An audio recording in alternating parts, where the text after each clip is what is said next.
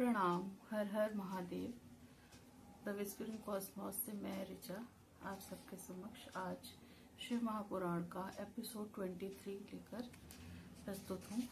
तो कल हम लोगों ने रामेश्वर की महिमा तक पढ़ लिया था। अब उसके आगे सुदेहा सुधर्मा की कथा से आज का पठन शुरू करते हैं। सुदेहा सुधर्मा की कथा। सूत जी बोले, हे मुनिवरों, अब घूष्मेश नामक ज्योतिर्लिंग का वर्णन सुनो। उसकी महिमा अपरंपार है। दक्षिण दिशा में देव नाम का सब सुंदर पर्वत है। सबसे होगा देव नाम का सबसे सुंदर पर्वत है। वहां सुधर्मा नाम का एक श्रेष्ठ ब्राह्मण रहता था। वह भारद्वाज गोत्र का था। उसकी पत्नी का नाम सुदेहा था। सुदेहा प्रतिदिन अग्निहोत्र करने वाली शिव जी की परम भक्त महिला थी, परंतु वह निसंतान थी। सुधर्मा को तो इसका कोई दुख नहीं था, परंतु उसकी पत्नी सुदेहा दुखी रहती थी। वह पुत्र की प्राप्ति चाहती थी। इस पर पति अपनी पत्नी को समझाता कि सभी संबंध स्वार्थ लिए होते हैं। माता पिता पुत्र आदि सभी को हमने देख लिया है। कभी कभी पत्नी के ज्यादा दुखी होने पर वह उसे फटकार लगाकर चुप करा देता कि वह हमेशा शिवजी की भक्ति में ही लगा रहता था। एक दिन की बात है, सुदेहा अपनी सहेलियों के साथ मन बहलाने हेतु चली गई। वहां पर उसका कई स्त्रियों के साथ झगड़ा हो गया। उस झगड़े में स्त्रियों ने उससे कहा, पर तू तो बांझ है, तू इतना अभिमान किस लिए करती है? हमें पता है कि तेरे पास बहुत धन है, परंतु कोई संतान न होने के कारण तेरे धन पर राजा का अधिकार हो जाएगा। यह धन दौलत तेरे किस काम की रहेगी? हमारा धन तो हमारे पुत्रों के काम आ जाएगा।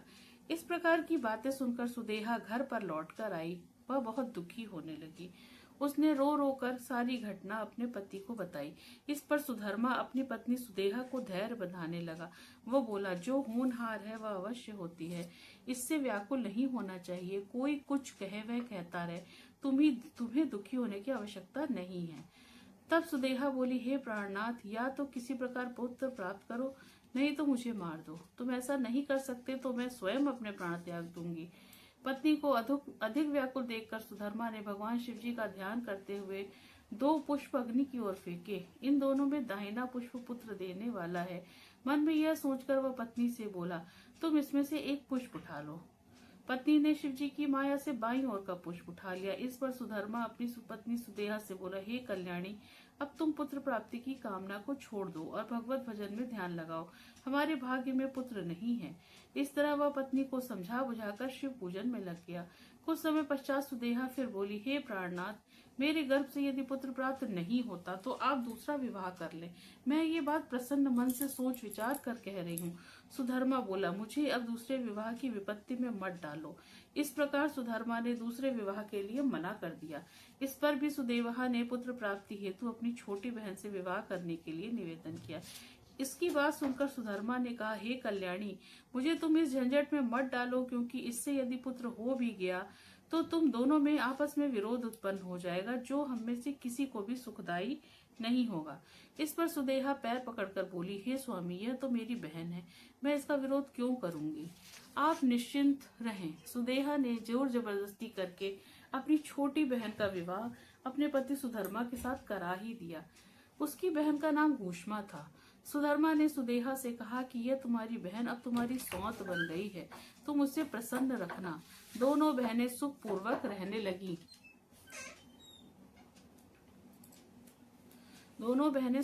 रहने लगी। घूष्मा नित्य प्रति 101 शिवलिंगों की षोडशोपचार पूजा करने लगी। पूजा करके उसे तालाब में विसर्जित कर देती। इस प्रकार उसकी संख्या 1 लाख तक पहुंच गई। तब भगवान शंकर ने प्रकट होकर उसे एक सुंदर गुणवान पुत्र का वरदान दिया। उनकी कृपा से घूष्मा को गुणवान तेजस्वी पुत्र प्राप्त हुआ। पुत्र पाकर सुधर्मा बहुत प्रसन्न हुए, परंतु बाद में दोनों बहनों में ईर्ष्या उत्पन्न हो गई। घूष्मेश ज्योतिर्लिंग की उत्पत्ति। घूष्मा का पुत्र जब बड़ा हो गया तो सुधर्मा ने उसका विवाह एक श्रेष्ठ ब्राह्मण की कन्या से कर दिया। घूष्मा ने प्रेमवश पुत्र और पुत्रवधू को अपनी बड़ी बहन सुदेहा के चरणों में बैठाकर कहा कि ये आपके पुत्र और पुत्रवधू हैं। बहू से कहा, हे पुत्री, ये तेरी सास है, इनकी तुम सब तरह से सेवा करना। इस प्रकार वह नित्य शिव पूजन करके गृह कार्य में लग जाती।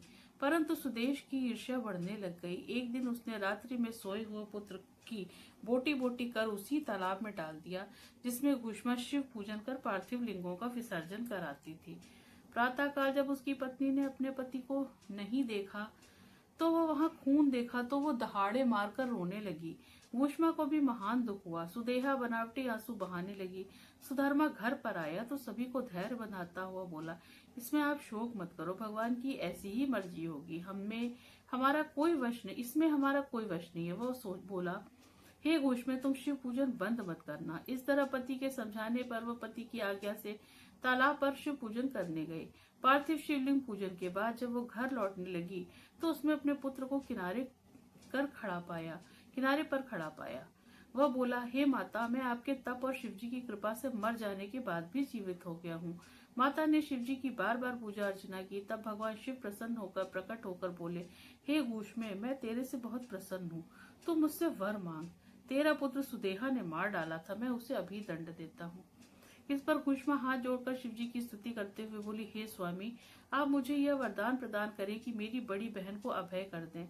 उसने अवश्य मेरा बुरा किया है, परंतु मुझे उसका बुरा नहीं करना चाहिए।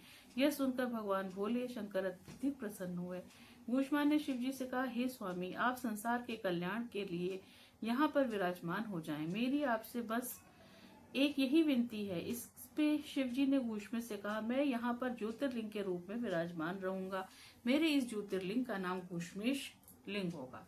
यह तालाब ही मेरे लिंग का स्थान रहेगा। ये शिवालय के नाम से प्रसिद्ध होगा। दर्शनार्थियों के सभी मनोरथ यहाँ पर पूर्ण होंगे। तभी वहां सुधर्मा भी आ गए। दोनों ने मिलकर शिव जी की 101 परिक्रमाएं की। प्रेम सहित शिव पूजन करते हुए उन्होंने चिरकाल तक पृथ्वी पर निवास किया। विष्णु भगवान को सुदर्शन चक्र की प्राप्ति। प्राचीन समय की बात है कि दैत्यों के अधिक बलवान हो जाने के कारण उनके तीनों लोकों में अत्याचार बढ़ते चले गए। समस्त दैत्य धर्म का लोप करने के लिए उद्यत रहते थे। इन दैत्यों से दुखी होकर सभी देवता ब्रह्मा जी को लेकर भगवान श्री हरि के पास गए और उनसे अपने दुखों का वर्णन किया। इस पर श्री हरि ने देवताओं से कहा, तुम डरो मत, मैं भगवान शंकर की पूजा करूंगा। उनकी कृपा से तुम्हारे दुखों का विनाश अवश्य होगा। यह सुनकर देवता अपने अपने स्थानों को चल दिए।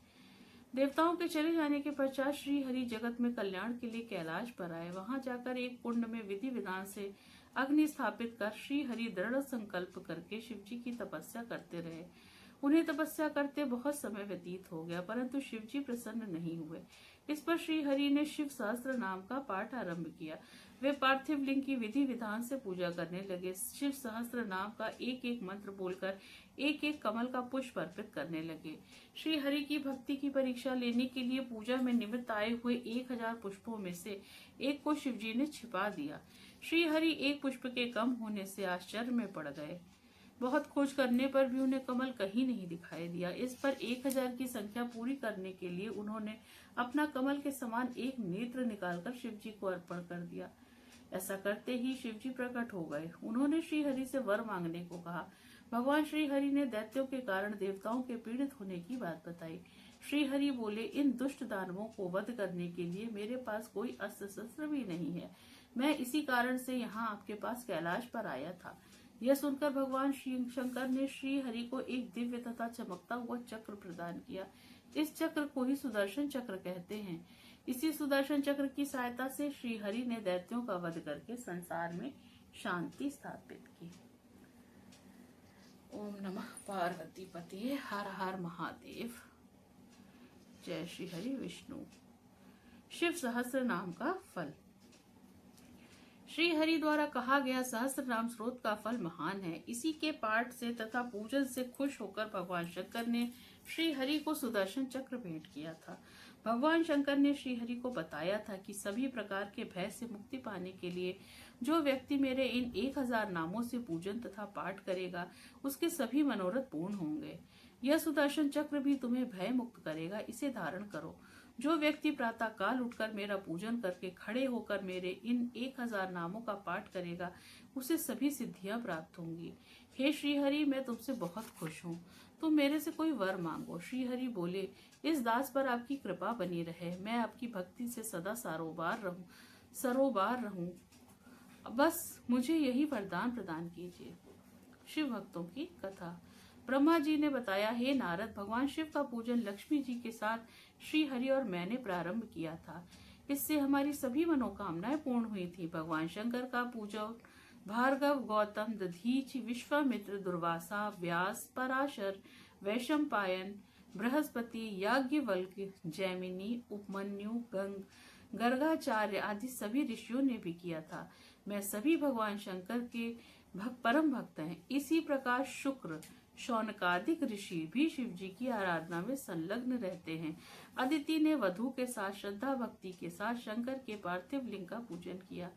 इंद्रादिक लोकपाल, वसु आदिक देव, सिद्धि, गंधर्व, किन्नर तथा अन्य देवता शंकर भगवान की आराधना में लगे रहते हैं। शेष, वासुकी, तक्षक, गरुण आदि पक्षी गण भी शिव जी की पूजा करते हैं। सूर्य, चंद्रमा, मनु, स्वयंभुव, राजा प्रियव्रत, उत्तानपाद, ध्रुव, ऋषभ, भरत, राजा दिलीप, रघु, अजु, गुरु वशिष्ठ, दशरथ आदि राजा अपनी रानियों के साथ शिव पूजन में लगे रहते थे। ये सभी शिव भक्त थे। इन सब पर भगवान शंकर की अपार कृपा थी। श्री राम तो शिव जी के परम भक्त थे। वे रुद्राक्ष की माला और भस्म धारण किए रहते थे। वे शंकर के पार्थिव लिंग की पूजा करते थे। तो अब हम लोग शिवरात्रि व्रत का विधान पढ़ते हैं। एक बार पार्वती जी ने भगवान शंकर से पूछा, हे स्वामी, आप किस व्रत के द्वारा भोग और मोक्ष प्रदान करते हो? भगवान शिव जी ने बताया, मुझे प्रसन्न करने के लिए अनेकों व्रत उपवास हैं, परंतु वेद वक्ता महर्षियों ने 10 उपवास श्रेष्ठ बताए हैं। प्रत्येक माह की अष्टमी को व्रत रखकर रात्रि में व्रत को खोलना चाहिए। कालाष्टमी का उपवास रात्रि के समय नहीं खोलना चाहिए। प्रत्येक मास की शुक्ल पक्ष की एकादशी का व्रत नहीं रखना चाहिए। दिन को शिव जी का पूजन करके रात्रि में भोजन करें। शुक्ल पक्ष की त्रयोदशी को रात में भी भोजन नहीं करना चाहिए। शुक्ल पक्ष की त्रयोदशी के व्रत में रात में भोजन करें, परंतु कृष्ण पक्ष की त्रयोदशी के व्रत में रात भर निराहार रहना चाहिए। यह सभी उपाय अपनी सामर्थ्य के अनुसार शिव भक्तों को करने चाहिए। इन सभी व्रतों में शिवरात्रि का व्रत सबसे श्रेष्ठ है, उसका फल भी अधिक है। शिवरात्रि के व्रत के नियम इस प्रकार हैं। प्रातः काल उठकर तथा योग्य नित्य कर्मों से निवृत्त होकर शिव मंदिर में जाना चाहिए। वहां पर भगवान शिव शंकर को प्रणाम करके विधि पूर्वक उनका पूजन करें। इसके बाद उनसे प्रार्थना करें, हे नीलकंठ, मेरी इच्छा है कि आज शिवरात्रि के व्रत उपवास को धारण करूं, अतः आपकी कृपा से मेरी इच्छा पूर्ण हो, उसमें कोई विघ्न ना पड़े, काम क्रोध आदि शत्रु मेरा कुछ न बिगाड़ सके, मेरी सब तरह से आप रक्षा करें। इतना कहकर शिव जी के सामने संकल्प लें और प्रतिज्ञा करें। रात्रि में पूजन की सभी सामग्री लेकर शिव मंदिर में जाएं। शिवलिंग शास्त्र सिद्ध होना चाहिए, उनकी प्राण प्रतिष्ठा शास्त्रों के द्वारा हो चुकी हो, ऐसे ही शिवलिंग का पूजन करना चाहिए। वहां सामग्री रखकर स्नान करके शुद्ध वस्त्र धारण कर पवित्र आसन पर आरूढ़ हो जाएं। फिर शिव पूजन का कार्य करें। शिव जी के भक्त को रात्रि के चारों प्रहरों में शिव पार्थिव लिंग की रचना करके 4 बार वेद विधि से पूजा करनी चाहिए। 108 बार शिव मंत्रों को बोलकर ज्योतिर्लिंग पर जलधारा चढ़ाएं। 108 बार की अभिमंत्रित जलधारा से ही लिंग पर चढ़ी हुई वस्तुओं को उठाएं। इसके पश्चात गुरु मंत्र से या शिव मंत्र से लिंग पर काले तिल अर्पित करें। इसके पश्चात रुई, सर्व, भव, उग्रा, पशुपति, महान, भीम एवं ईशान इन 8 नामों को बोलते हुए कमल या कनेर के फूल अर्पित करें। ओम नमः शिवाय पंचाक्षर मंत्र का जप करें। जप के पश्चात धेनु मुद्रा बनाकर निर्मल जल से शिव जी का तर्पण करें। धर्म के अनुसार ब्राह्मण को भोजन कराने का संकल्प करें। पूजन के फलों को शिव जी को अर्पित करें। इसके पश्चात विधि पूर्वक विसर्जन करें। प्रथम पहर में किए गए शिव पूजन के अनुसार ही द्वितीय पहर में भी शिव जी का पूजन करना चाहिए। इसमें 216 शिव मंत्रों से जलधारा चढ़ाएं। प्रत्येक मंत्र का 2 बार बोलें। बेलपत्र आदि चढ़ाएं। खीर का नैवेद्य चढ़ावें। तीसरे पहर में प्रथम पहर की तरह करें। इसमें केवल जौ की जगह गेहूं रखें और पुष्पों में आक का पुष्प रखें। अनेक प्रकार के धूप दीप नैवेद्य अर्पित कर कपूर से आरती करें। यथाशक्ति ब्राह्मणों को भोजन कराने का संकल्प करें। चौथे पहर में शिव जी का आवाहन करके उड़द, कंगनी, मूंग, सातों धातु या शंख, पुष्प एवं बिलपत्र आदि से विधि पूर्वक पूजन करें। पके हुए फल और नैवेद्य अर्पित करें। दुगना जप करें तथा यथाशक्ति ब्राह्मणों को भोजन कराने का संकल्प लेकर सूर्योदय तक उत्सव मनाते रहें। इसके बाद सूर्यास्त होने पर स्नान आदि करके शिव पूजन करें। रात्रि के समय जितने ब्राह्मणों को भोजन कराने का संकल्प लिया था उन्हें भोजन कराएं। इसके बाद भगवान शिव को प्रणाम कर हाथों में फूल लेकर प्रार्थना करें, हे दया निधे, मुझे अपनी भक्ति का वरदान प्रदान करें। मैंने ज्ञान या अज्ञानवश जो भी आपका पूजन किया है उसे स्वीकार करें। इसी भांति व्रत करने से शिव जी का सानिध्य प्राप्त होता है। इस व्रत को पार्वती जी के अतिरिक्त विष्णु जी ने भी सुना था। विष्णु जी ने इस व्रत को लोक हित के लिए किया था। उद्यापन विधि। शिवरात्रि के व्रत को 14 तक उद्यापन की विधि से करते रहना चाहिए। 13 के दिन केवल एक समय भोजन करके 14 के दिन निराहार रहकर व्रत करें। रात्रि के समय शिव मंदिर में जाकर शिव जी के समीप गौरी तिलक नामक मंडल की रचना करनी चाहिए। इसके बीच में लिंग भद्र आदि की रचना करें। फिर प्रजापत्यादि कुंभों को वस्त्र, फल एवं दक्षिणा इत्यादि के द्वारा स्थापित करके चांदी या सोने का कलश मंडल के मध्य में रखें। फिर अपनी सामर्थ्य के अनुसार शिव जी और पार्वती जी की मूर्ति बनाकर स्थापित करें। इन्हें कलश पर बाएं भाग में पार्वती और दक्षिण भाग में शिव जी को स्थापित करें। ऋषि के साथ आचार्य का वरण करें। आचार्य की आज्ञा अनुसार विधि पूर्वक रात भर जागरण करके आवाहन से लेकर विसर्जन तक पूजन करते रहना चाहिए। रात में जागरण तथा शिव कीर्तन करें। प्रातः काल नित्य कर्म स्नान आदि करके शिव जी का पूजन श्रद्धा एवं भक्ति से करें। शास्त्र विधि से हवन भी कराएं। आभूषणों से सज्जित बछड़े सहित गौ का दान करें। आचार्य को यथाशक्ति दक्षिणा देकर संतुष्ट करें। मंडप की सामग्री भी आचार्य को दे दें। इसके बाद शिव जी की प्रार्थना कर इस प्रकार करें, हे देवादिदेव, हे शरणागत वत्सल महादेव, आपकी कृपा दृष्टि मुझ पर बनी रहे। आपकी कृपा से मैं इस कार्य को पूर्ण कर सका हूँ। मेरा साधारण सा व्रत भी सफल करें। इस प्रकार बोलकर उन्हें दंडवत प्रणाम करें और अपने अपराधों के लिए क्षमा मांग लें। तो आज की कथा हम लोग यहीं समाप्त करते हैं। फिर निषाद चरित्र से कल से हम लोग पढ़ना शुरू करेंगे। हर हर महादेव। ओम नमः शिवाय। प्रणाम से।